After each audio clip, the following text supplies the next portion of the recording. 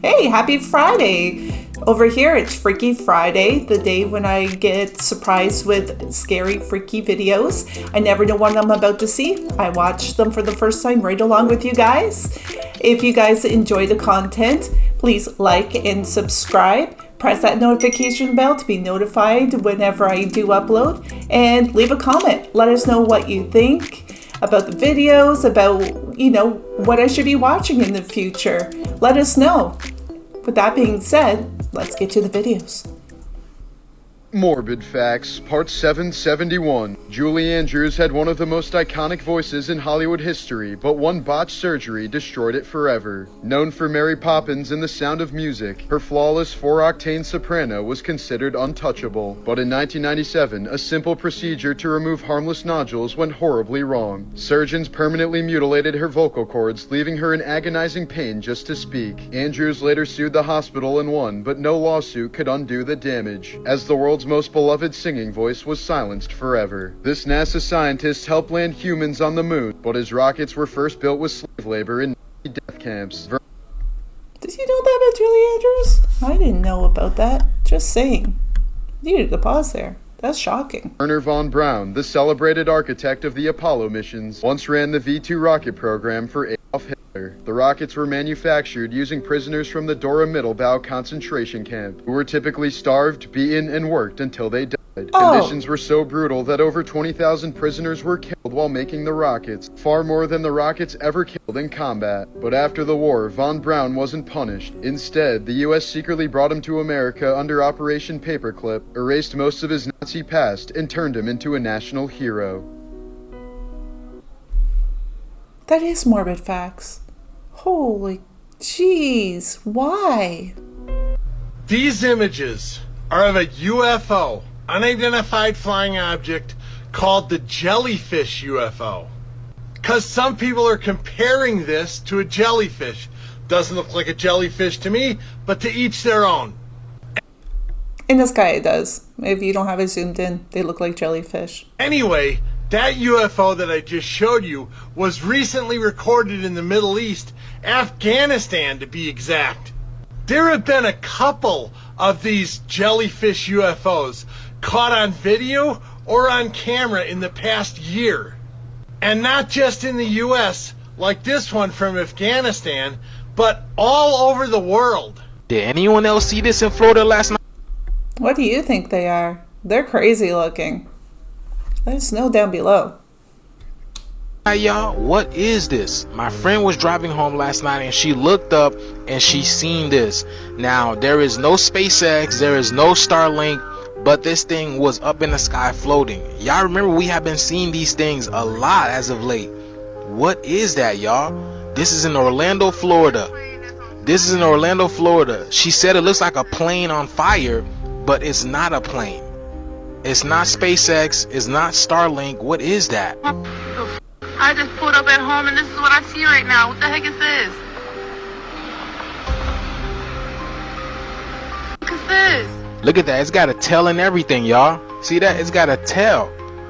What is that? What an incredible time to be alive, because when have we ever seen things like this, y'all? There's a big change that I believe that's coming to Earth, and these are warnings, okay? Letting us know there's great changes that's coming to Earth, because the fact of the matter is there's so many things that have been falling out of the sky or appearing to be falling out of the sky.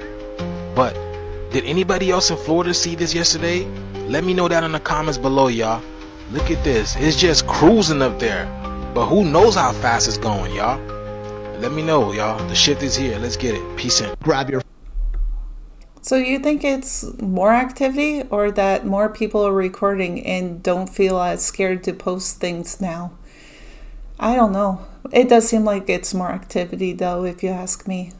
Friends, grab a date, grab your tinfoil hats, because an alien spaceship is gonna be in our skies come end of November, beginning December. Yes, it's the infamous Three-Eye Atlas, and it just seems like the closer it gets, the more unexplainable it becomes. You know, the interstellar object making its way towards us that professors and media outlets are all insisting might be alien technology? Well, a literal YouTuber has taken probably the clearest photo of the object yet, somehow better than anything NASA has shown us so far. And let me tell you, this thing does not look like a comet. So sometime in the beginning of October, Three-Eye Atlas has officially been hidden from view for us here on Earth as it passes behind the sun, only to emerge around the end of November, and be at its most visible point from Earth mid-December at its closest approach to our planet. But right before it went behind the sun, it passed by Mars, which NASA has an active satellite orbiting, the Mars Reconnaissance Orbiter, MRO. And NASA previously mentioned it's reallocating a bunch of its space telescopes and satellites to observe 3i Atlas as it passes by, of which included MRO. But just recently, they put up a notice on their site saying, due to the lapse in federal government funding, NASA is not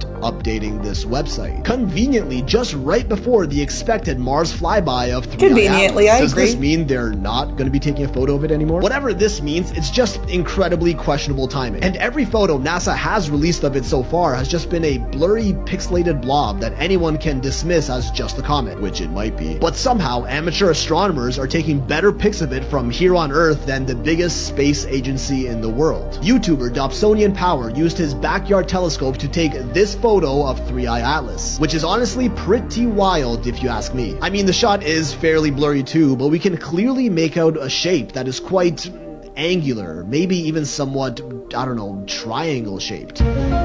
And digitally enhanced, this sure doesn't look like no comet to me. Comets are supposed to be fairly round and maybe lumpy, but this has like, I don't know, sharp edges and long protrusions coming out of it. Here it is, reconstructed with AI. And I know this is AI, it's far from accurate, but damn. And why is this still more clear than anything NASA has given us with their billion-dollar telescopes so far? Because the news coming out about this Good comet question. is just non-stop. Like, there's a new update every single day, with alleged leaks from European astronomers showing internal data that is not congruent with that of a comet, who also admitted the government is intentionally covering up the truth of 3i Atlas, albeit this was an anonymous post on a certain website that shall not be named. Another leaked NASA memo allegedly claims its acceleration is not consistent with Newtonian predictions, meaning it's speeding up and slowing down on its own, and that its surface appears to be made of a highly reflective composite material. Professor Avi Loeb also revealed the object is glowing from the front rather than from behind, as is expected from a comet, and also seems that it might be emanating its own light, which led some, including him, to suggest that it may be a nuclear-powered craft. Now, more recent news came out that 3i Atlas is massive, at least 33 billion tons, which is much bigger than we previously thought. And according to scientists, naturally occurring objects in interstellar space are just not supposed to be this big. Mass spectroscopy analysis reveal it's also rich in nickel and poor in iron, which is more like a manufactured alloy than it is a natural rock. Its trajectory is almost impossible to have occurred naturally, within 5 degrees of our solar system's orbital plane and passing by Mars, Venus, and Jupiter along its path, going directly behind the sun from Earth at its closest approach to the sun, which Professor Loeb stated the odds of this trajectory happening at random are like 1 in 20,000. 3i Atlas will emerge back into view for us on Earth sometime mid to end November, and then be at its most visible by Earth-based telescopes during its closest approach to us here on Earth in the beginning to mid-December. You are not going to be able to see it with the naked eye, and honestly, you're probably going to need a high-powered professional telescope to look at it yourself. But hey, if it does turn out to be artificial, it'll be pretty wild knowing an alien craft is drifting right above our heads at the end of this year. That is, if it doesn't reroute its path towards Earth when it's hidden behind the sun to invade our planet. Yeah, let's hope not. Pieces of red. What do you guys think it is? That seems really highly suspicious. So all of a sudden, cameras are not working while it was there and everything, and that would have been a really great view. Yeah, if they're trying to make us believe things, they're not doing a good job. They're making it more suspicious. Just put the footage out there. Meat started falling from the sky. The chunks were fresh, about the size of a hand, and people Ew. said they looked like beef. Some even tasted them, saying it might be lamb or deer. Others argued it wasn't even meat at all, but a clump of bacteria. And when some of the scientists of the time tested the samples, they discovered it was the muscles, cartilage, and lung tissues of possibly a horse or even a human. But the most accepted theory by experts is that a flock of vultures flying overhead had suddenly vomited midair, showering the ground below. Grab your friend. Okay, people, stuff that falls from the sky, do not put in your mouth. Why are people putting things they can't identify in their mouths? I don't get it. This is how the zombie apocalypse is going to happen. Somebody's going to eat something they shouldn't. It's going to rot their brain, but somehow they're still going to be alive. And just being in near proximity of them sneezing or something, you're going to get it too. This is how we end, is by this. Maybe. Grab a date, grab a snack, because next week, Earth is going to pass through a giant field of debris in space left behind by Halley's Comet, and you're going to be able to see it. October 20th and 21st is the peak of the Orionid meteor shower. Not only are there going to be up to 20 shooting stars every hour, but the Orionids are also notorious for leaving these glowing trails that can last seconds to minutes. And that's because they're hitting the atmosphere so fast. They're going like 66 kilometers per second. Wow. So a long time ago, Halley's Comet traveled right here and left like chunks of itself behind. And now every October we run into those chunks. And this year's extra special because the Orionids are peaking during the new moon, so the sky is going to be extra dark and you'll be able to see more shooting stars. Here's Halley's Comet. What you're going to want to do is lay outside after midnight and let your eyes adjust to no light, not even your phone, for like 30 minutes, and then you'll start to see some shooting stars. And when you look up at them, just imagine that you are watching Earth travel through space. This is like bugs hitting our windshield being our atmosphere. Happy stargazing. That sounds amazing. I need to do that. That's great. What a show. Scanned by Pentagon tech, and you're not even in a war zone. Malls, stadiums, airports, they've all quietly started using military-grade surveillance systems on regular people. We're talking facial recognition, thermal imaging, behavioral analysis, the exact same tools the military used in Iraq and Afghanistan. Companies like Palantir and Clearview AI are selling this tech to private retailers. You walk into a mall and boom, your face is scanned, matched to a database, and tracked across stores. Some systems even use gait analysis, meaning they can ID you just by how you walk. Think that's paranoid? In 2021, leaked documents showed U.S. malls were testing heat mapping and customer sentiment tracking. That means your mood is being measured based on your body language and expressions. And guess what? You didn't consent to any of it. There's no warning, no opt-out, no law saying they have to tell you. You're a walking data point. Welcome to the new battlefield. It's not overseas anymore. It's inside your local shopping mall. I don't know what timeline we. How do you feel about that? I don't feel too good about that. Jeez. The things that they do now in the sake of security, I guess that's the word I'm looking for. Yikes. Going in life. But all I know is this is not normal. Do y'all see what's going on in Alaska? And do y'all see what's going on in Phoenix, Arizona? When the last time you heard of Alaska going through something like this? And when is the last time you heard of Phoenix, Arizona, the desert becoming a river, a small little ocean? Matter of fact, I'll wait. If y'all don't understand that the earth is going through drastic changes, I don't know what will make you see. All you gotta do is go outside, take that walk, and just think about 10 years ago. It's the boomer. I didn't hear any of that. I do know here the weather's really not normal. It has stayed like hotter and muggier. And we're almost to Halloween. That's unheard of. A lot of times Halloween here, we'll have snow. So I'm really confused by it. And I mean, yeah, there has to be some sort of changes going on. It's pretty freaky if you ask me.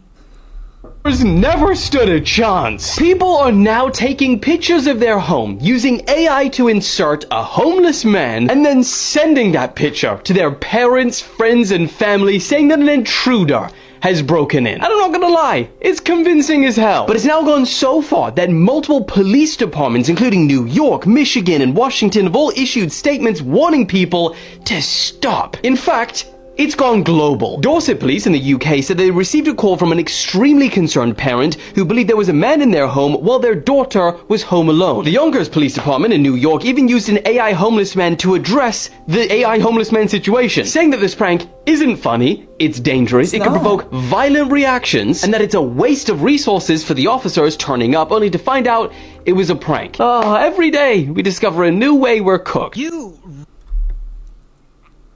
I'm starting to lose hope in humanity. Why would you do that? Like, someone could literally need life-saving help, and because somebody wants to have fun with AI, that's really scary. That needs to end. Really aren't ready for this one. Now, this story starts with this guy. His name's James, and James is 55, Hey, James. living in Colorado. Here's the thing about James. I guess bro really likes to smash, because he has a wife, this woman, Suzanne, but James and Suzanne are also both in a long-term relationship with this guy, O'Neill. And so I guess they all smash together. I don't know how that works, but they're all three together. They're a throuple, and they all three live together. And one night in 2023, the three of them are at their condo. And they are apparently partying a bit hard. Like, there's a bit of cocaine, a bit of meth, and they're just, they're having a good time. And afterwards, O'Neill lays down to go to sleep, and unfortunately, he doesn't wake up. And so the next morning, Suzanne wakes up in her bed, and she looks over to the floor where O'Neill's air mattress is, because he sleeps on an air mattress next to their bed. And Suzanne sees O'Neill, and she's like, "Oh shit, I think O'Neill's dead!" And James looks over, and he's like, "Yep." And so they check his pulse, and James tries to perform CPR on him, but no luck. O'Neill is definitely no longer alive, and it seems like he may have partied a little too hard and, OD'd. So now James is like, "Let's call police." But Suzanne is like, "Nah," because she isn't ready to give him up. And so that's what they do. They just leave O'Neill's body there in the condo, right there on the air mattress next to their bed. Now, around this time, I guess one of O'Neill's Social Security checks comes in the mail because, he's getting Social Security. And James and Suzanne are like, "Oh shit, O'Neill's money." And they realize that no one knows O'Neill is dead. And as long as no one knows that, his Social Security checks will keep coming in. And since he doesn't really need that money anymore because he's no longer living, maybe they could just, keep it for themselves. And to make it worse, they also have the PIN number to his debit card. So they can just deposit these checks into his account, and boom, they can spend all his money. So both James and Suzanne start using O'Neill's debit card to fund their life. Suzanne starts buying things she needs online from like a beauty supply store. They also pay off their cable internet bill and their insurance bill. James is buying a bunch of shit he wants as well. He even spends it on like random stuff at like 7-Eleven. And about a week goes by, and O'Neill is still laying there on their air mattress in their room. And I would assume at this point it would like start to smell or something, but I guess James and Suzanne don't mind. But here's who does mind. James and Suzanne's chihuahuas. They actually have 8 chihuahuas. And at some point, at least one or some of them start sniffing around O'Neill's body. And they start chewing on him and I guess eating him? And one day, James and Suzanne hear the dogs in the bedroom chewing on this body. And so they go there and they're like, "Oh shit, the dogs are eating O'Neill." But I guess they're not worried enough to bury O'Neill. Instead, Suzanne decides to just throw the deflated air mattress over him to keep the dogs off. Because, the dogs can't chew through the mattress. And that apparently works because from here, the dogs stop trying to eat O'Neill. Oh, and it gets worse because James and Suzanne keep this whole thing going. They don't report O'Neill dead or missing or anything. And they keep spending his Social Security checks. And 18 months go by. That is a year and a half. A year and a half, and O'Neill's body is still just laying there on the floor in the bedroom underneath the deflated air mattress. Who the hell knows how bad it smells at this point? And not only that, by this point, they've stolen more than $17,000 out of O'Neill's bank accounts. And that is when this guy comes in. We'll just call him Brother, because he's O'Neill's estranged brother. Well, brother wants to get a hold of O'Neill, but he can't get through, no matter how many times he tries. And of course, brother doesn't know that O'Neill has passed away. He's just not sure what's going on. Anyways, after no luck getting through, he eventually reaches out to the police for help, and he asks them to do a welfare check on his brother O'Neill. And so police, they go to the address where they think O'Neill could be staying, which is James and Suzanne's condo, and they knock on the door, and James answers. And James is like, hey, but in his mind, he's probably like, oh, fuck. And so police, they ask him what his name is. And James is like, I'm James. Here's the thing, though. O'Neill's name is also James O'Neill. And so police now believe that they are talking to O'Neill. And James knows this, but he's just going to keep letting them believe it. And so police are like, cool, your family's worried about you. So what's up with that?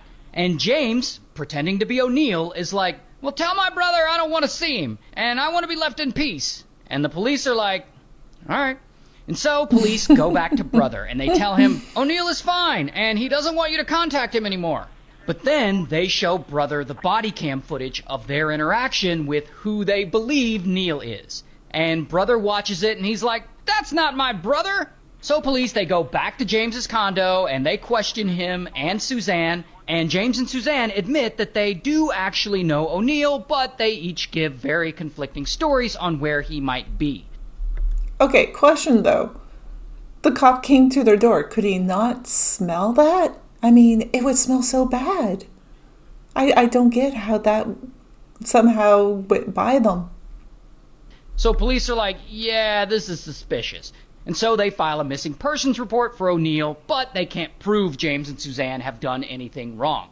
But brother, he's not going to give up. He knows these two weirdos know something about O'Neill's disappearance. And so brother comes up with a plan to try and trick James and Suzanne into admitting that they know where O'Neill is. So he calls Suzanne and he's like, hi, I really need to talk to O'Neill because he's got some inheritance and I want to give him his share. And Suzanne is like, inheritance? Say less! Because, she's probably thinking that if O'Neill gets an inheritance, that she and James will get access to it. So Suzanne tells brother that O'Neill is here, he's sitting right next to me, but he doesn't want to talk to you. So then brother says he needs O'Neill's social security number and his bank account info so that he can deposit the inheritance into his account. So Suzanne gives it to him. And brother says, cool, one more thing, O'Neill is going to have to sign for his inheritance at the bank in person. And that is when Suzanne just gives up and she stops talking to him. So that plan didn't work. But now brother has something to work with.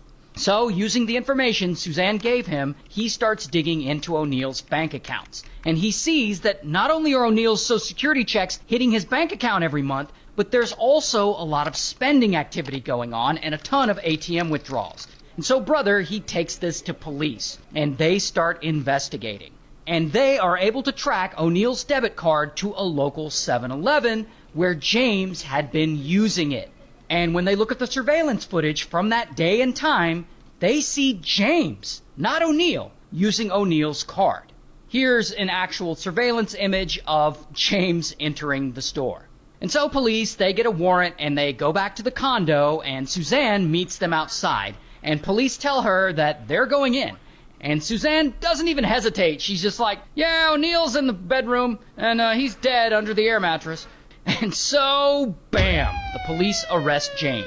Here's his mugshot. Also, bam, they arrest Suzanne. Here's her mugshot. And they actually haven't been to trial yet, so all of this is obviously alleged, even though they have admitted to doing most of it.